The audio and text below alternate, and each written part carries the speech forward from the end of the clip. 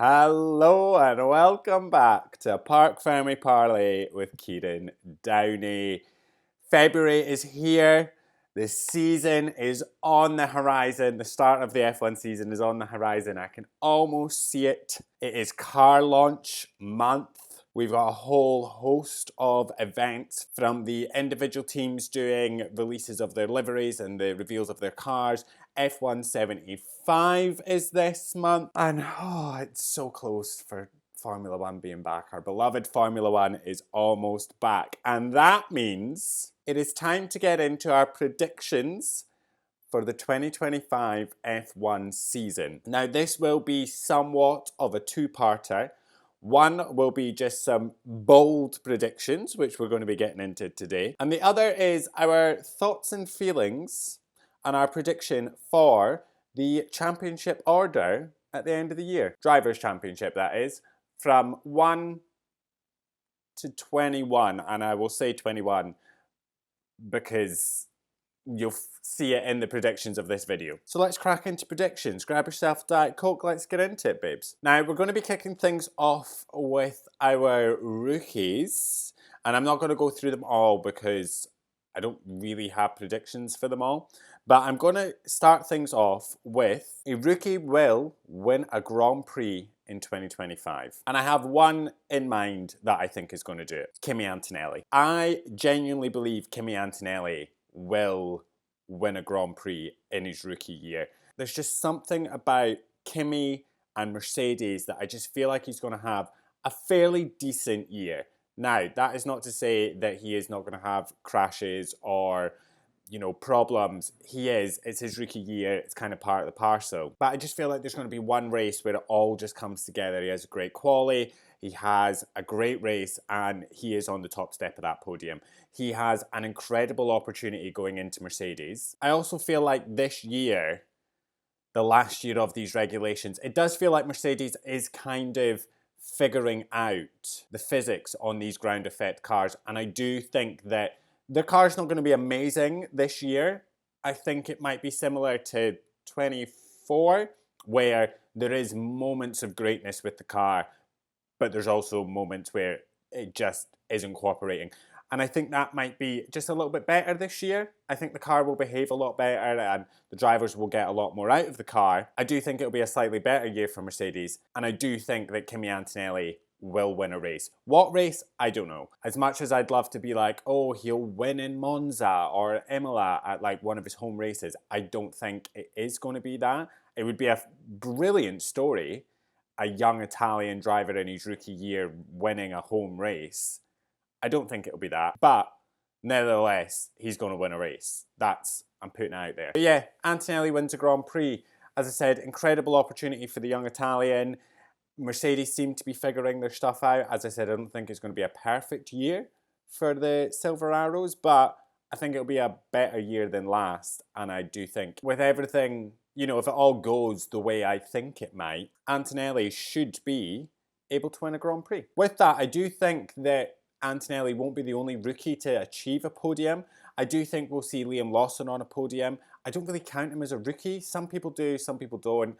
But I do think that in his first full year as a Formula One driver, he will get a podium. My next prediction lies with Yuki Tsunoda, and I think it's his final year at VCarb. Not because he's going to get promoted to Red Bull, but because I just don't see Tsunoda carrying on into 26 as a Red Bull driver. He is obviously the reserve driver for Red Bull this year, which I think kind of makes sense because if like Max has to set out or Lawson has to set out, it makes sense to put your most experienced driver in there. Yuki Tsunoda, I just don't see him continuing into 26. Red Bull obviously don't want him as a driver in that top team. Otherwise, they would have just given him the drive when they announced Liam Lawson. I've made my feelings on this very clear. As I've said, Lawson over, I'm not getting into that whole thing again. That does make it clear that they don't care to have Yuki in the Red Bull seat. Christian Horner's comments also saying that Yuki can't always be the bridesmaid. It does seem that Christian Horner's even alluding to this being the end of Yuki Tsunoda's tenure with Red Bull, his final year as a Red Bull driver. And it just feels like the opportunities for Yuki within Red Bull are coming to an end. They obviously want VCARB to be a junior team. That's why they brought Isaac Hadjar in. Like, I see a world in which Yuki leaves that team. Hadjar maybe does another year at VCARB. Arvid Lindblad, if Lindblad has a decent year in F2, he could be moving up to Formula One. It kind of makes sense. Lindblad has just won the Formula Regional Oceania with like 2 races to go. He's got enough super license points. If he has a decent enough F2 year, I imagine Red Bull will want him in an F1 seat. There's a VCARB seat right there. And I do think Yuki will move on. And saying where do I think Yuki will go? Obviously, Aston Martin is the favoured choice for Yuki Tsunoda. Aston Martin has obviously got a connection with Honda now. Yuki Tsunoda has a previous connection with Honda. They've obviously no longer with Red Bull Racing. But Yuki still has that connection. Listen, do I think he'll be a full-time F1 driver in 26? Probably not. If he is going to Aston Martin, I imagine in 2026 he does have some kind of reserve driver role. They seem pretty happy with Lance Stroll and Fernando Alonso, and maybe just an extra year is all it's going to take for a potential Alonso retirement or Lance Stroll just saying, I'm going to step back. I've actually had enough. Therefore, opening up a seat for Yuki Tsunoda to move to a full-time F1 drive in 2027. I don't know, but I do just think that this is ta-ra, Yuki Tsunoda at Red Bull. I do think we'll see him as a reserve in Aston Martin. And as much as, do you know, when I'm saying this, I think, oh, it'd be so cool to see Yuki like at Aston Martin and, you know, imagine Yuki and Fernando Alonso together or something like that. And then I also think, damn, Felipe Drugovich, all he wants is that full-time drive. And if Yuki Tsunoda becomes available, Yuki Tsunoda's getting that drive. But as I said, I just kind of feel it in my bones that this is Yuki's final year. Everything is just alluding to this being Yuki's last year. Yuki obviously not getting the Red Bull seat, Christian Horner's comments, the fact that Lindblad is doing so well and Red Bull are very quietly sort of talking him up. It does seem that they are going to sort of fast track him in potentially. And is Yuki just holding a seat this year? Potentially. All right, next up is a prediction that I actually think would make a lot of us very, very happy. I mean, I'd be absolutely delighted if this happened. Fernando Alonso gets his elusive 33rd Grand Prix win. Now listen, is it a bit of a stretch to say that that might happen when you think of Aston Martin right now? Yes, it does feel like it's almost impossible with the state of Aston Martin, especially after last year. It was a complete roller coaster of a year. 23, the beginning of 23, that seemed like we were entering such a positive era for Aston Martin. And then it kind of got bad. And then 24, it wasn't a great year for Aston Martin. There is some big moves, big changes happening down at Aston Martin. They've got a huge restructure, new team principal, people are in different roles. Obviously, Mike Crack's trackside officer. We've got Enrico Cardile there. Adrian Newey's joining the team. And listen, I don't think this is going to be Adrian Newey joins on March 1st and it's amazing. I imagine that Newey's sort of focus will probably be 2026. It's obviously more of a sort of engine formula we're going to, but the aerodynamics obviously play a huge part. We've got active aero and everything in it. So his expertise is going to be vital with 26, the huge reg change in 26. That being said, he will be able to impart some knowledge and help change and develop the AM24. Their car at the beginning of the year is usually all right. It's not dog shit. It's decent enough. But the development of that car is what really pulls Aston Martin back because they just don't seem to develop the way the others do. Their developments don't work quite the way they think they might do. And it just all sort of leads to drivers like Fernando Alonso saying that the car is the worst car he's ever driven. a la last year. They can get their developments sorted. There is every chance that towards the end of 2025, maybe even that final quarter of races, Alonso could win his 33rd race. I mean, I don't know, it could be delusional, but look at McLaren in 2023. They were at the back of the grid for, the first quarter, half of the year, and then it was like they turned the car on, and then they were fighting at the front, and Oscar's winning a sprint race. Do you know what I mean? There is potential. They're getting podiums. So there is a potential that Aston Martin start on the back foot, but they get their development right, and then towards the end of the year, they have quite a competitive car, and we could get Alonso's next win. I would love nothing more than Fernando Alonso to win his 33rd. Remember the absolute meltdown, myself included, I was crying, when Lewis Hamilton won Silverstone, won the British Grand Prix in 2024, and that was his first win since Saudi Arabia in 2021.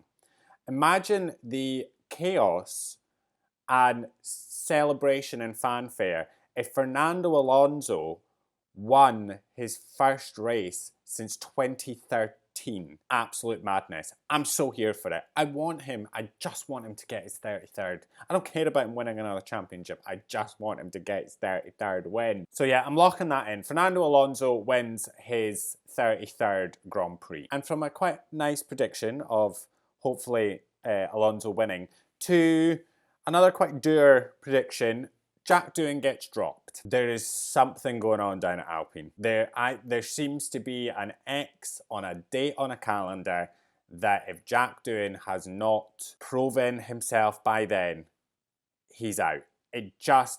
All the signs are pointing to there being a timer on Jack Doohan. There being some date, some race at some point in the calendar. Some people are saying 6, some are saying 10, some are saying, he's got until Miami. Does just feel that if he isn't scoring points and, being pretty much alongside Pierre Gasly, he's going to be out.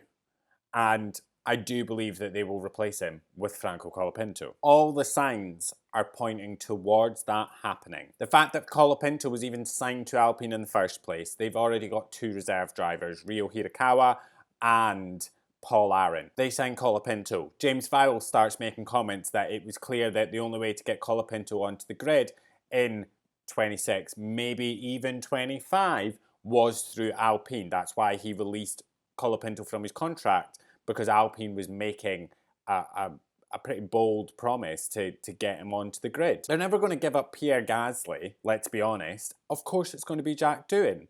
Briatore is consumed by Franco Colapinto, it seems. He is mesmerised by that man. I've seen people say that whenever these big things happen, like drivers getting dropped and all that kind of stuff, you should follow the social media nuggets, because they always, whether they mean to or not, there is always a huge hint on it on social media, purely out of how much focus particular drivers get.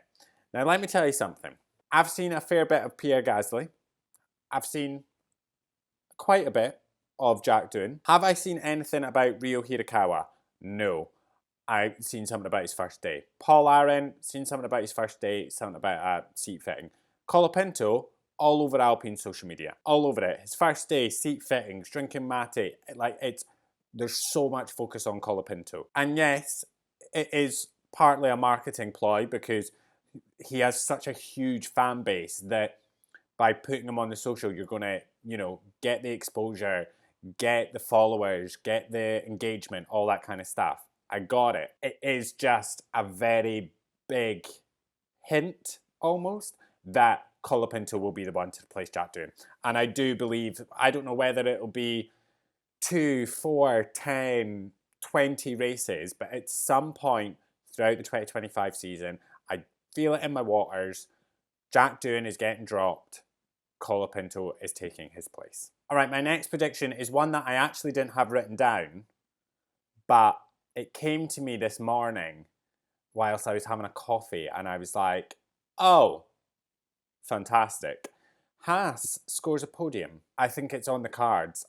Do I think it's Oliver Bearman? No. Do I think it's Esteban Ocon? Yes, I'll come on to that in a second. Haas is on a fairly steep upward trajectory. I don't know what exactly happened in 2024. They seem to be making the right decisions because last year was incredible. Like I went into 24 with zero expectations for Haas and was just so happy and pleasantly surprised by the performance and the outcome. So I pray and hope, I have my fingers crossed that they can continue that upward trajectory.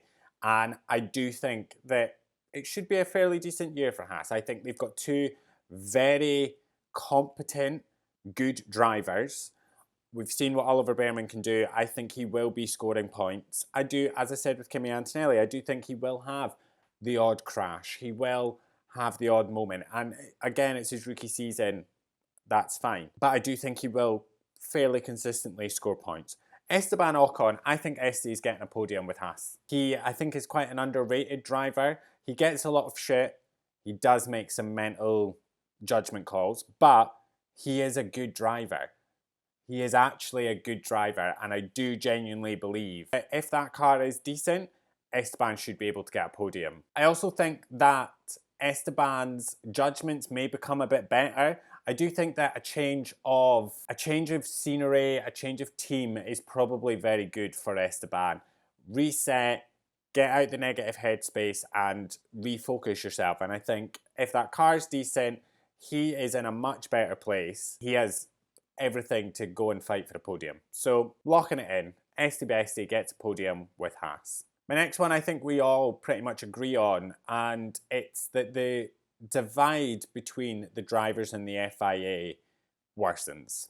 I do think at least one driver will get a race ban in 2025 through these new guidelines that the FIA have put in. Whether it's from swearing or whatever else, I think there is going to be so many mad penalties put out this year that we as fans are not going to agree on, that the drivers are going to kick back, the teams are not going to be happy. I think it's just going to really, the divide between the teams and drivers and the FIA is just going to get bigger, I think. It could be Max, because Max isn't going to bow down to. Yeah, I do think there is a very big chance that the relationship completely breaks down. All right, we're into the final set of predictions, and these ones kind of all sort of interlink. First of all, I do think that both the Drivers and the Constructors Championship is going to go down to the wire, down to the checkered flag in Abu Dhabi. I think that both the Drivers and the Constructors title fights are going to be incredibly tight. I think that we have, as everybody seems to keep saying, potentially an all-star season of Formula One on our hands, an absolute banger. It does have all the makings of that. It is the final year of a set of regulations, so all the teams are fairly well versed in these regs. You have a multitude of teams and drivers that are going to be fighting at the front of the pack. You have big changes within the teams, so Hamilton going to Ferrari, Lawson going to Red Bull. You know, there's big movements. Kimi Antonelli coming into Mercedes. There's big changes, and I do just think it has the makings of a phenomenal season. Now, with that, as I said, there are a few teams that will be in the fight for the constructors. I genuinely believe that. McLaren, Ferrari, I wouldn't really count Mercedes out. Wouldn't really count Red Bull out, because if Liam Lawson is markedly better than Checo Perez, they could be in a chance to really launch a fight for the Constructors' Championship. Then you had a few of the midfield and back marker teams really developing their cars to put in a fight. Alpine had a phenomenal end to the year. VCarb, not a shit season. Haas, not a shit season. So there is a lot of positive factors for the teams within this fight for the Constructors' Championship. And because all of these teams are so competitive, it means that any of their drivers can be scoring wins and decent championship points. Charles Leclerc, Lewis Hamilton, Lando Norris, Oscar Piastri, Max, potentially Liam, George, potentially Kimi. Like, these drivers can all just be winning races, scoring podiums, taking points away from each other. And it means that we could go into Abu Dhabi with a 3-way fight for the Constructors' Championship and what, 5-way fight for 6-way fight for the drivers. I'd say 5 is more likely, but we have a potentially brilliant season on our hands. And with that, let's get into our final predictions of who we think will win the Drivers and Constructors Championships. I think that the 2025 Formula One Constructors World Champion will be Ferrari.